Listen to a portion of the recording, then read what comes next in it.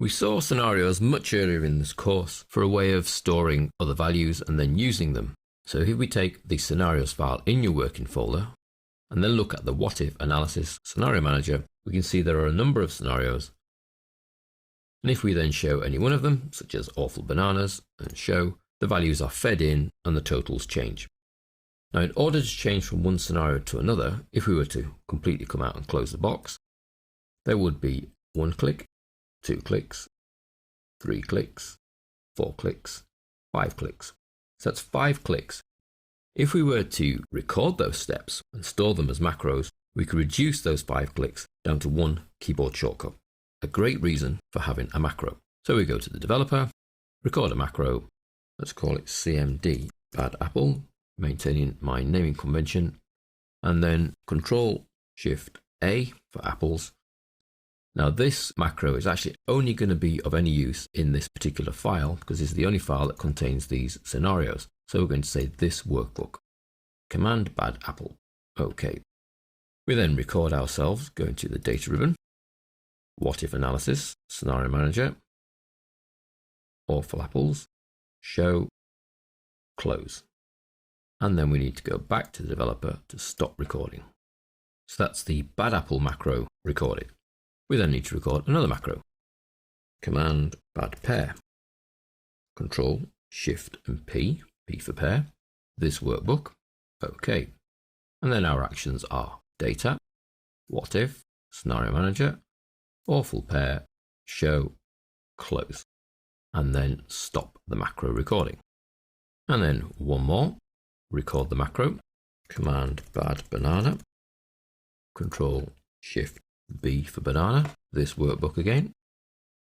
Okay, so our actions are data ribbon, what if analysis, scenario manager, awful bananas, and show and close.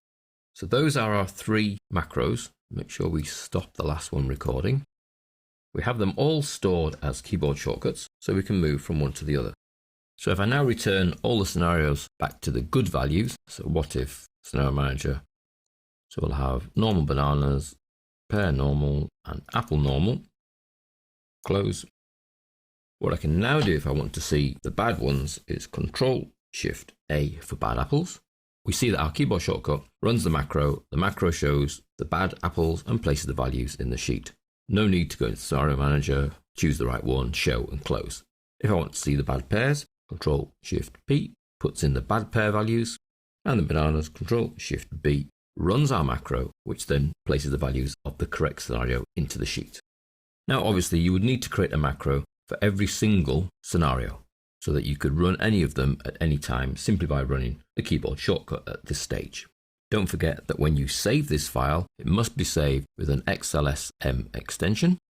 So it must be saved as an Excel macro-enabled workbook for those macros to work. If you don't do that, then the macros effectively are removed from the workbook if you save it as a normal XLSX workbook. So it's vitally important that you save it with the correct extension.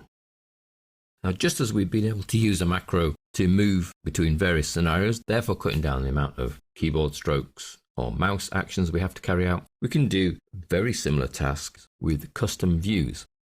If you open the custom views file available in your working folder, you'll find that it has, if we look at the custom views on the view ribbon, 3 custom views: CEO view, full view, and quarters view.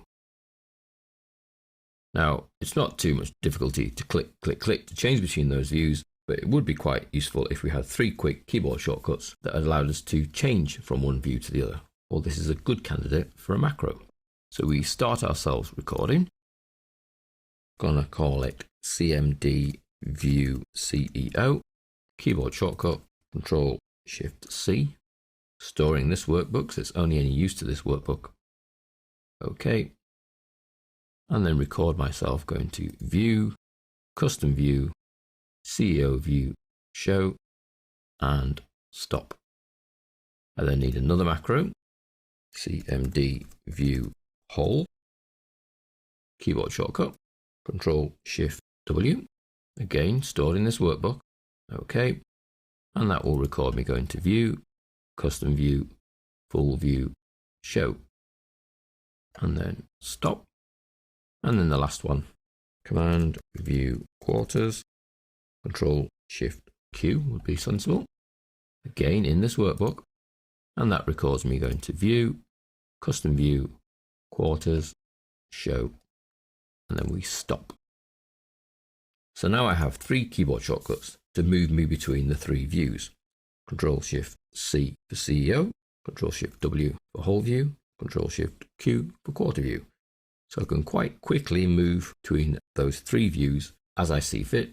Again, because I've stored the macros within this book, because they're only any use to this book, I need to make sure that I go to Save As and save this file. I can keep the same name, I just need to make sure that it's an Excel macro enabled workbook.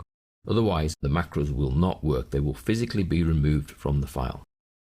And then I save, and I now have a macro enabled workbook with 3 macros that will speed up my life as I move between the different views, just as the other file speeds up my life, shortens the workload when I want to move between scenarios.